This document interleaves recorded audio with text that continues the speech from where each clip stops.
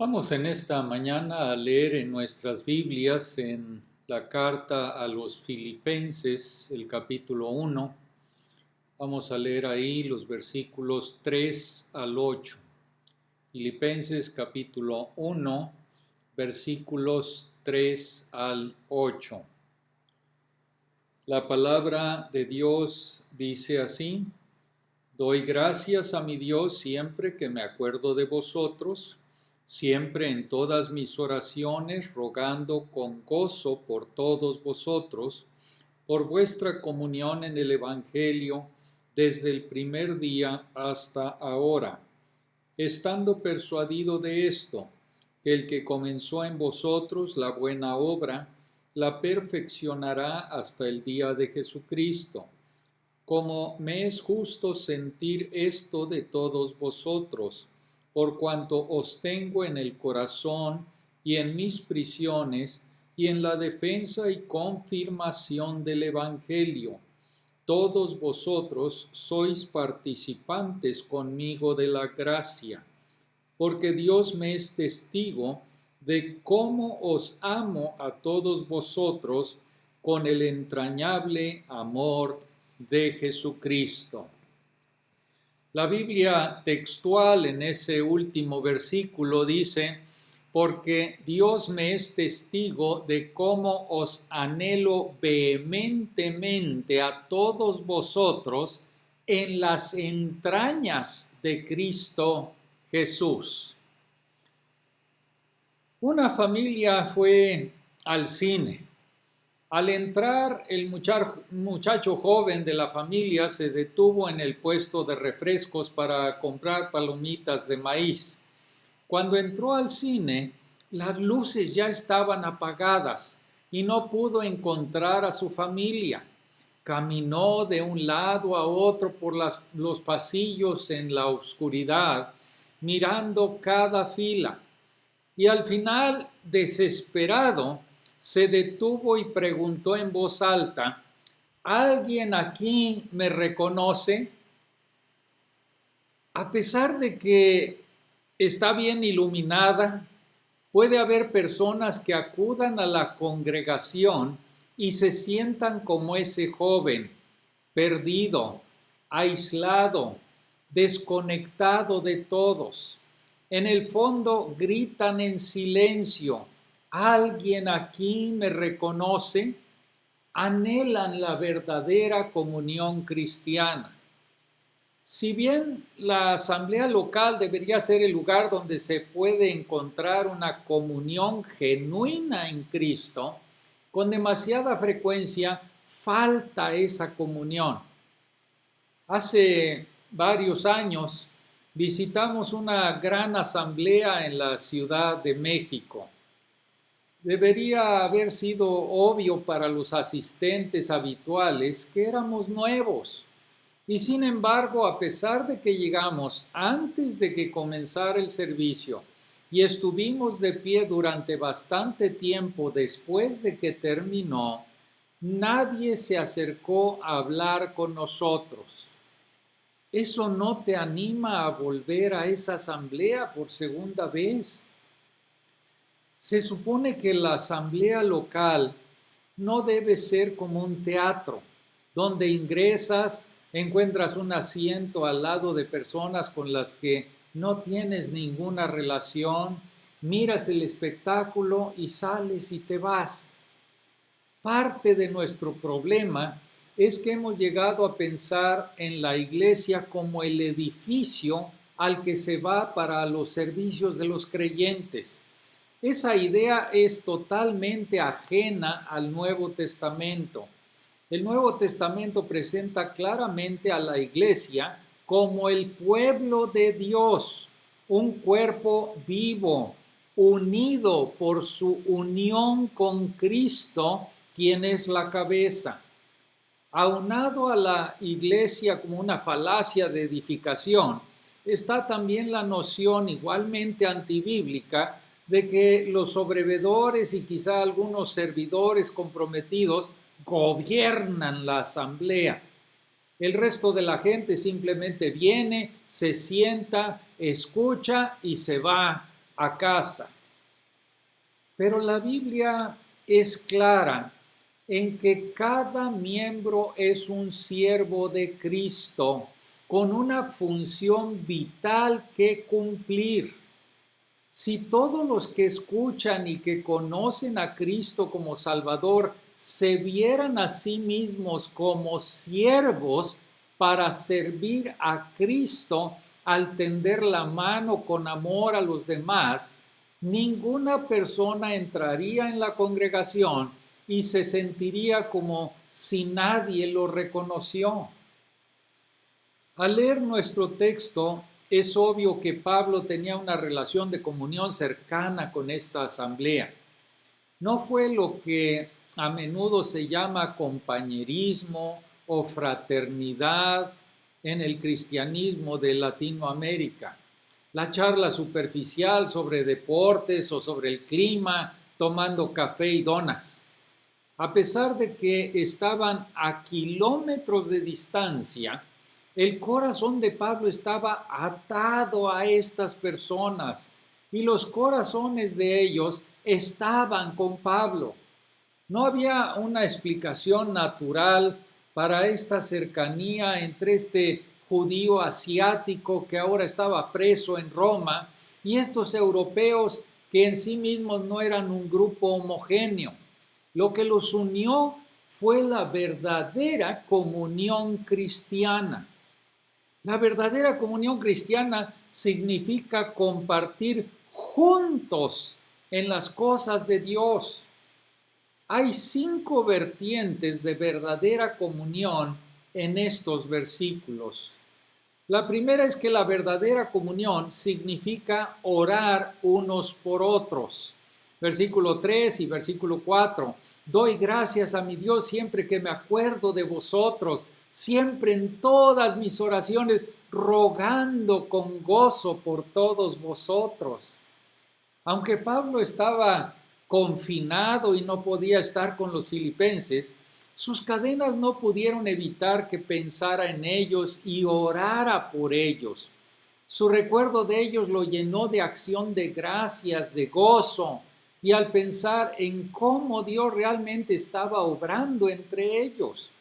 Y esos pensamientos se convirtieron en frecuentes oraciones en el nombre de ellos mismos, de los filipenses. Nuestro recuerdo de otros creyentes no debe detenerse en sentimientos cálidos. Nuestro recuerdo debe dirigirse hacia Dios en oraciones sinceras los unos por los otros. Personalmente me cuesta repasar la lista de oración porque siempre pienso, bueno, Señor, puedes leer mi lista, conoces estas necesidades. Siempre me parece algo mecánico y sin sentido. Las listas pueden ser útiles para recordar a personas que de otro modo olvidaría, pero encuentro más fácil orar por las personas cuando Dios las trae a mi mente durante el día. Convierte tus recuerdos en oración.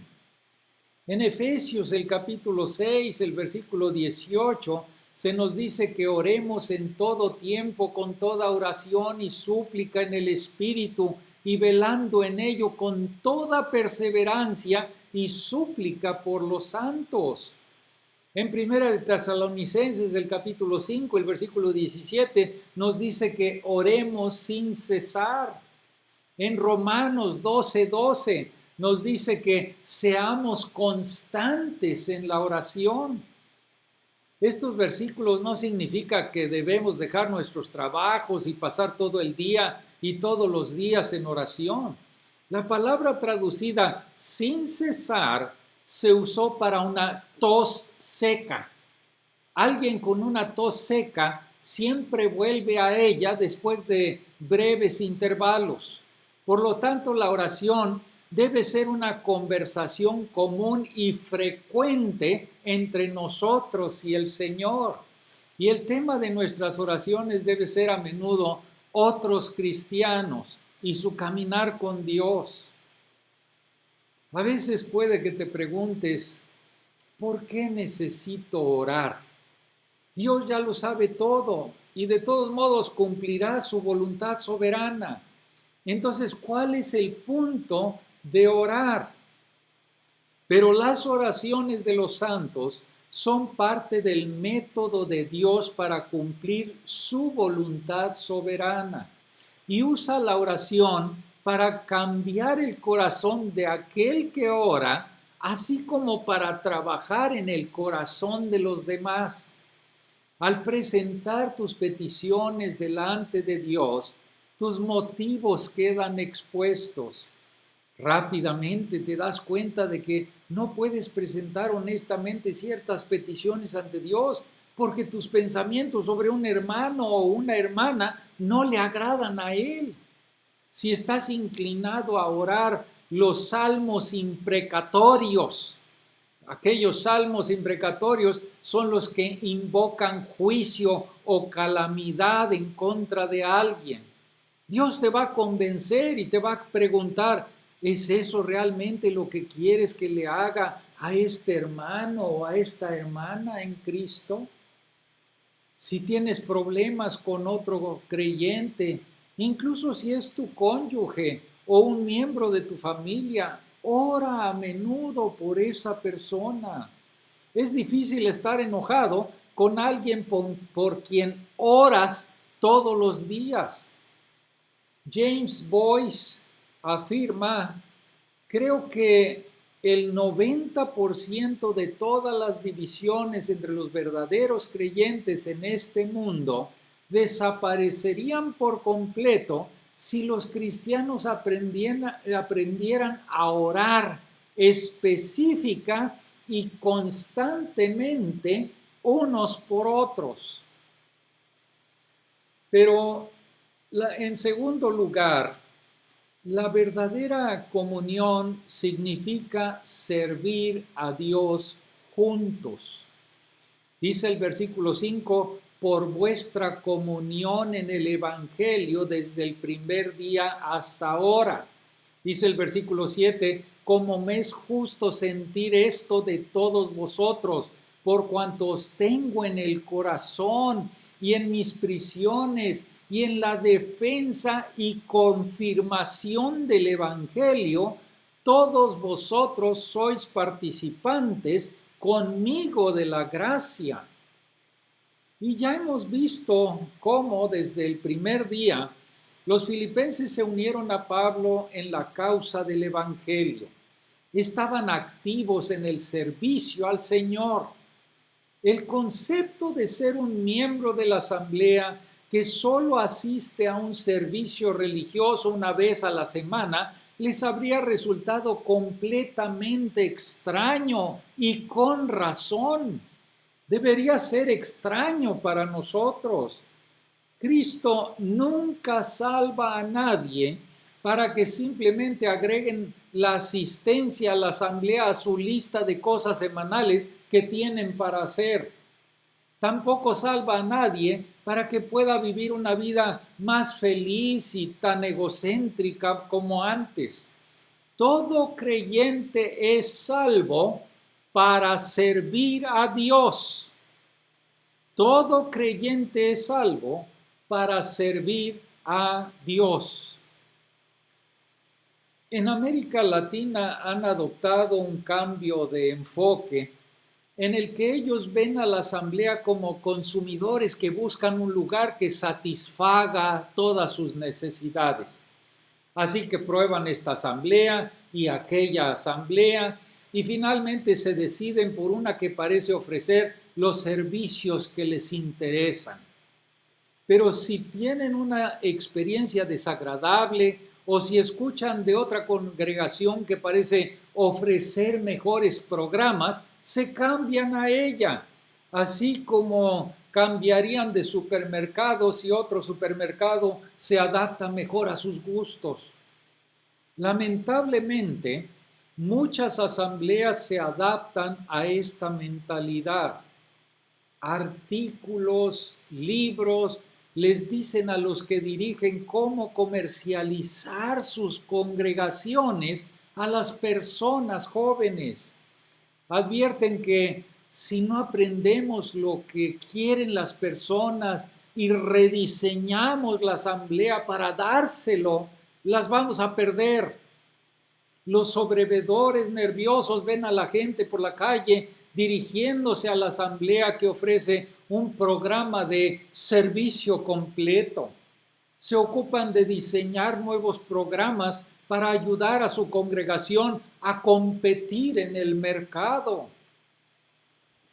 Tengo la intención de escribir un artículo sobre por qué no estamos en una asamblea servicio completo, donde las personas vienen para ser servidos y quieren comida y refrescos o café aparte de la enseñanza. El objetivo de la asamblea decididamente no es satisfacer las necesidades físicas de las personas. La asamblea es una comunión de aquellos que sirven a Cristo Jesús porque Él los compró con su sangre. Ese servicio a veces puede incluir sufrir persecución. Pablo menciona cómo los filipenses fueron participantes de él en su encarcelamiento y en la defensa y confirmación del Evangelio. Él les dice, porque a vosotros os es concedido a causa de Cristo, no solo que creáis en Él, sino también que padezcáis por Él. Padecer es un regalo. Pueden imaginarse a la asamblea de Filipos sacando un anuncio en el periódico local para promocionar: ven, únete a nuestra asamblea, te encantará sufrir con nosotros. Tenemos el mejor programa de persecución en la ciudad. Las personas que han peleado en alguna guerra pueden identificarse con este aspecto de la verdadera comunión cristiana. Luchar juntos contra el enemigo en situaciones de vida, de muerte, te une a esos hombres.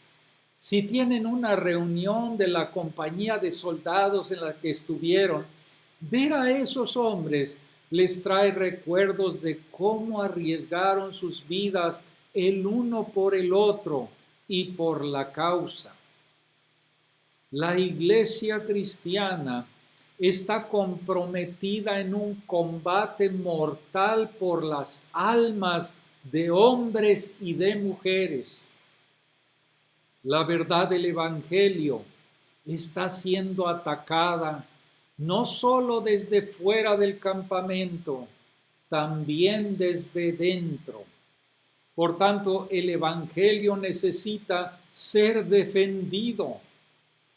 Hay muchos hoy que dicen que nunca debemos ser negativos, que solo debemos enfatizar el amarnos unos a otros. Aquellos que se atreven a confrontar en herejías serias son etiquetados como personas divisivas, como personas poco amorosas. Pero Pablo pasó mucho tiempo en sus cartas defendiendo el Evangelio, a menudo contra aquellos falsos maestros en las asambleas. También lo hicieron Juan, Pedro, Judas. Nosotros también debemos defenderlo si queremos ser fieles a nuestro Señor Jesucristo. El Evangelio también necesita ser confirmado. La defensa se centra en la tarea negativa de confrontar el error. La confirmación se enfoca en la tarea positiva de exponer la verdad del Evangelio y sus implicaciones sobre cómo debemos vivir. El Evangelio se confirma a través de la asamblea, cuando nuestras vidas muestran el fruto de la piedad. Aunque tiene un enfoque más positivo, la confirmación del Evangelio también es un campo de batalla.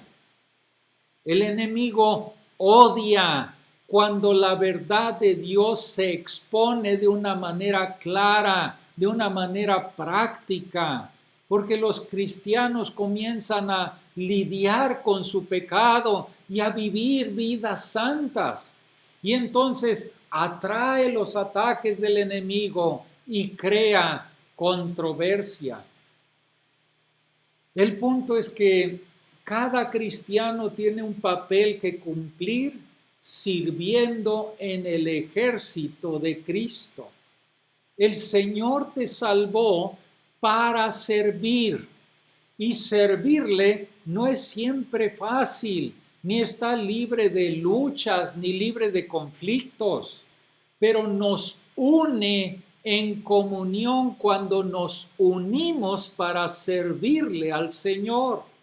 La verdadera comunión significa orar, y la verdadera comunión significa servir a Cristo juntos. Pero en tercer lugar, la verdadera comunión significa confiar en la obra soberana de Dios en cada uno. Dice el versículo 6, estando persuadido de esto, que el que comenzó en vosotros la buena obra, la perfeccionará hasta el día de Jesucristo. En nuestro último estudio vimos en este versículo cómo la salvación es obra de Dios de principio a fin. Pero vamos a ver el versículo 6 desde la perspectiva de la comunión.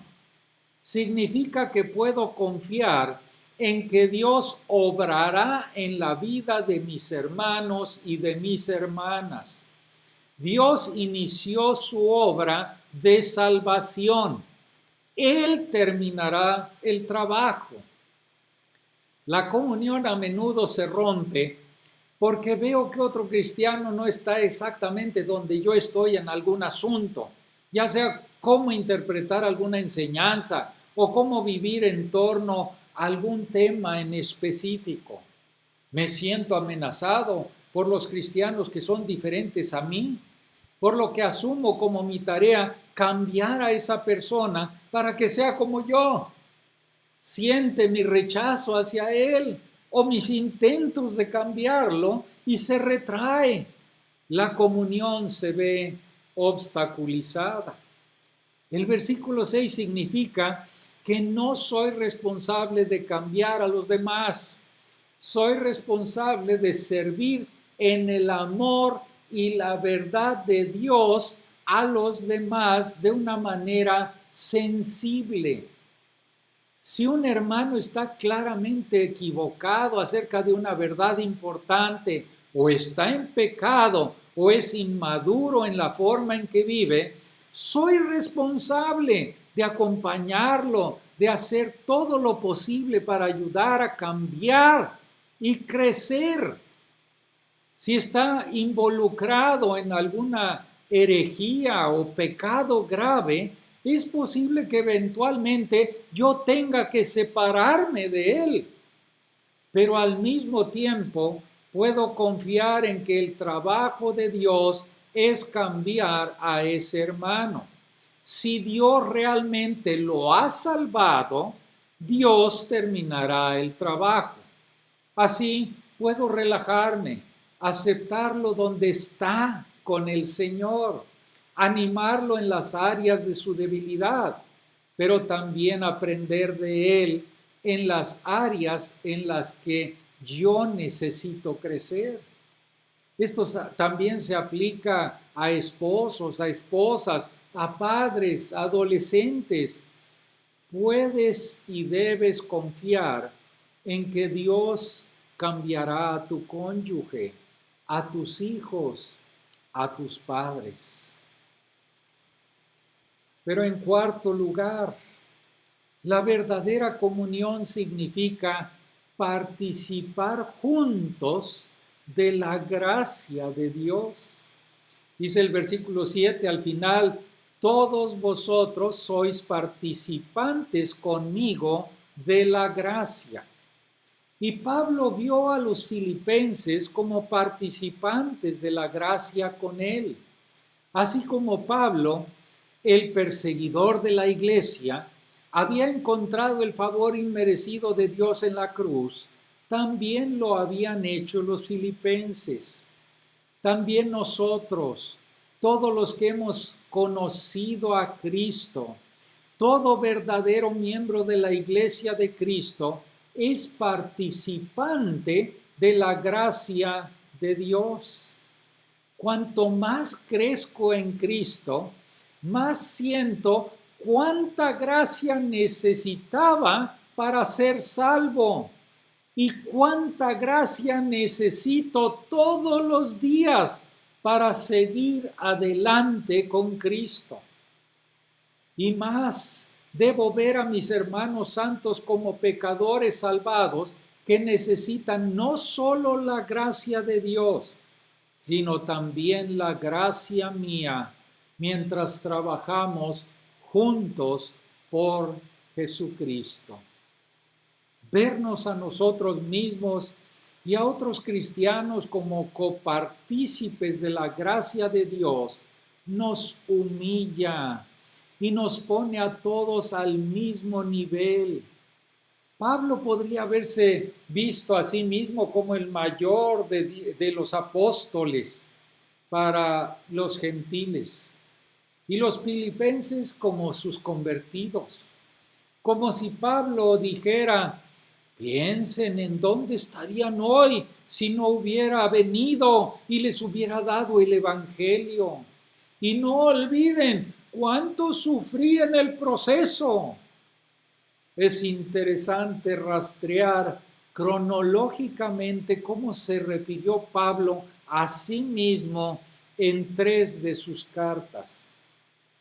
En 1 Corintios el capítulo 15 y el versículo 9, dijo que él era el más pequeño de los apóstoles. Más tarde en Efesios el capítulo 3, el versículo 8, dijo que él era el más pequeño de todos los santos. Finalmente en 1 Timoteo 1:15 se llamó a sí mismo el primero de los pecadores.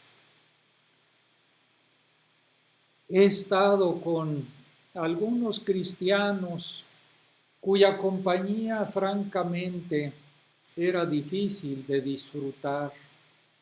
Es fácil volverse crítico e impaciente y pensar: ¿por qué es tan difícil estar cerca de esta persona?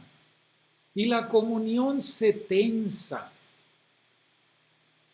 Un hermano tenía una secretaria creyente que era así. Ella tendía a ser áspera, insensible con las personas. Un día le pidió que le contara cómo conoció al Señor. Le contó de una infancia terrible en la que su padre había abusado de ella y luego la había abandonado. Y tuvo una sucesión de padrastros y esto había sido igualmente abusiva. Finalmente se escapó con su novio para huir de esta horrible vida hogareña y solo más tarde conoció a Cristo. Al escuchar aquel hermano la historia de esta mujer, cambió su actitud hacia ella. Se dio cuenta de que ella participaba de la gracia de Dios junto con él. Por supuesto, la gracia no significa que toleremos el pecado y nos encojamos de hombros ante una vida descuidada. A veces necesitamos confrontar, necesitamos ayudarnos unos a otros a afrontar y superar las fallas. Pero si recordamos que todos somos participantes del favor inmerecido de Dios, nos daremos más espacio para crecer unos a otros. Seremos más pacientes y tolerantes unos con otros. La verdadera comunión cristiana es compartir juntos la abundante gracia de Dios. Por lo tanto, la verdadera comunión significa orar unos por otros, servir juntos, Significa confiar en la fidelidad de Dios y confiar en la gracia de Dios. Pero en quinto lugar, la verdadera comunión significa afecto sincero unos por los otros. El versículo 8 dice, porque Dios es mi testigo de cómo os anhelo vehementemente a todos vosotros en las entrañas de Cristo Jesús. Pablo llama a Dios como su testigo de su anhelo por los creyentes en Filipos, no porque fueran propensos a dudar de él, sino porque lo sentía profundamente. Anhelo es la palabra para los intestinos, para los órganos vitales internos. Enfatiza el aspecto emocional del amor de Pablo por estas personas que le eran tan queridas. Hace unos años hubo un maestro popular de la Biblia que solía decir que ágape, el amor, es una actitud mental, no una emoción. Y me temo que él y sus seguidores a menudo reflejaron su enseñanza, siendo algunas de las personas más frías que me gustaría conocer. Pero el apóstol Pablo fue desvergonzadamente emocional en su amor por el pueblo de Dios. Les dijo a los tesalonicenses que los había cuidado como una nodriza que cuida con ternura a sus propios hijos. Y luego dijo, tan grande es nuestro afecto por vosotros, que hubiéramos querido entregaros no solo el Evangelio de Dios, sino también nuestras propias vidas, porque habéis llegado a sernos muy queridos. El pecado nos separa de aquellos que son diferentes de nosotros racialmente, culturalmente o en otras formas. Pero el amor de Cristo nos une, no solo intelectualmente, sino con un amor sincero. Tal amor no es manipulador, tratando de usar a la otra persona para nuestro propio beneficio. Realmente busca lo mejor de Dios para la otra persona, incluso con inconvenientes o con sacrificios personales. Ahora, aquí está la pregunta difícil, y si eres honesto, a veces luchas con ella. ¿Cómo puedo desarrollar un amor sincero por un cristiano con quien encuentro difícil estar cerca? Bueno, seamos honestos, no es fácil. Todos los factores de la comunión que he mencionado forman parte de la solución. Ora diligentemente por aquella persona. Trabaja con él en el Evangelio. Confía en que Dios hará su obra de santificación en él. Pídele que comparta su testimonio, sus antecedentes, y reconoce que ambos son partícipes de la gracia de Dios. Pero hay otro factor mencionado en el versículo 8. Ámalo con el anhelo de Cristo Jesús. Lightfoot parafrasea, hablé de llevarte en mi propio corazón. Preferiría haber dicho que en el corazón de Cristo Jesús te anhelo. Luego Lightfoot comenta, una poderosa metáfora que describe la unión perfecta. El creyente no tiene anhelos fuera de su Señor. Su pulso late con el pulso de Cristo. Su corazón palpita con el corazón de Cristo. Jesucristo amó a ese hermano o a esa hermana difícil lo suficiente para ir a la cruz por él o por ella. Él puede amarlos a través de mí. Mientras obedezco al juzgar mis pensamientos pecaminosos hacia aquella persona y al actuar con amor, los sentimientos de amor seguirán casi invariablemente. Pero incluso si no lo hacen, tengo que obedecer. Leí de un hombre llamado Mohamed, que vive en un país del norte de África.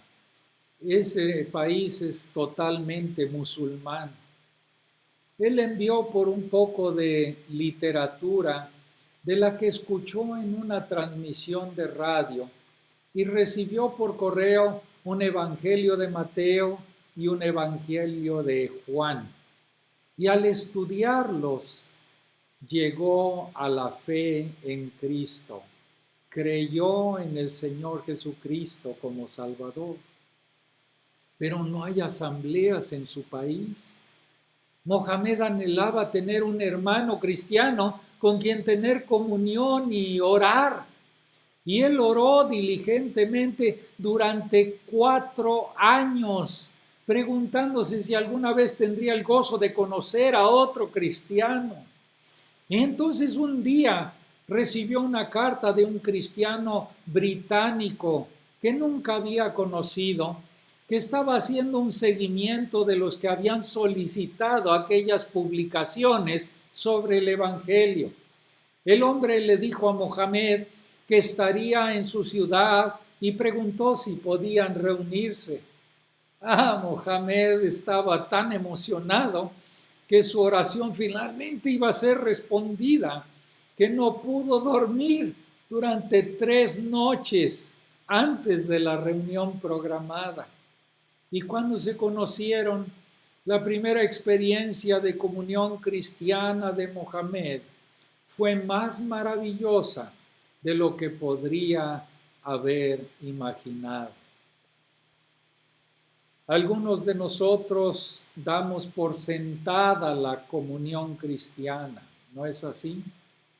Qué gran privilegio es poder compartir juntos las cosas de Dios. Si solamente asistes a la congregación, pero no estás conectado con otros cristianos durante la semana, debes conectarte en comunión.